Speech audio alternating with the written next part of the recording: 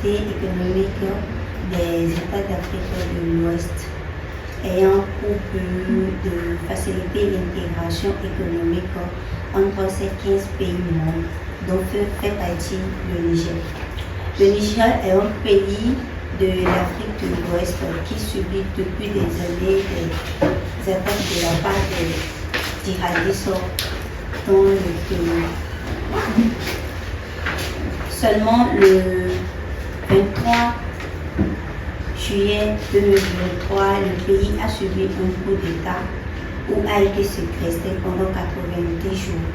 Pendant 80 jours, l'ancien président Bazoum qui a été détenu avec 16 enfants. Suite à cela, la CEDEAO avait émis des sanctions économiques, politiques et individuelles contre cet État afin de le ramener à l'ordre. Seulement, malgré ces sanctions, le pays n'avait pas cédé et le régime militaire au pouvoir avait continué de diriger le pays.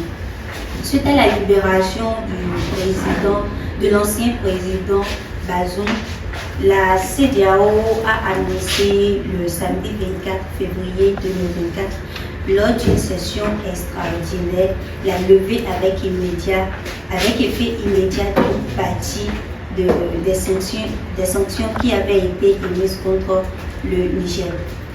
Cette levée comprenait surtout les sanctions économiques et commerciales de voyage du pays entre les autres pays faisant partie de la CEDEAO. Une levée qui, pour les sanctions, que peut-on donc comprendre par la levée de ces sanctions? Il faut dire que ça veut dire que la CEDEAO enlève dès lors ces sanctions qui empêchaient le Niger d'avoir des échanges économiques et surtout de faciliter le voyage des citoyens et des biens entre les autres pays. L'on pourrait croire donc que cela pouvait avoir non seulement des impacts négatifs, mais tout aussi positifs dans la région et tout aussi sur le pays. Déjà sur le plan politique, il faudrait qu'on fasse ressortir le fait que cela pourrait faciliter l'intégration régionale dans le pays et surtout permettre à l'ancien président Bazoum de pouvoir s'intégrer, de pouvoir se réintégrer dans l'arène politique. Et sur le plan économique, cela pourrait bien faciliter aussi la croissance économique de ce pays, puisque les investisseurs locaux comme internationaux pourraient être amenés désormais à faire des investissements dans le pays, vu que les sanctions économiques qui empêchaient le pays de faire des échanges entre d'autres pays de la sous-région ont été levés. Et sur le plan social, donc, on pourrait croire à une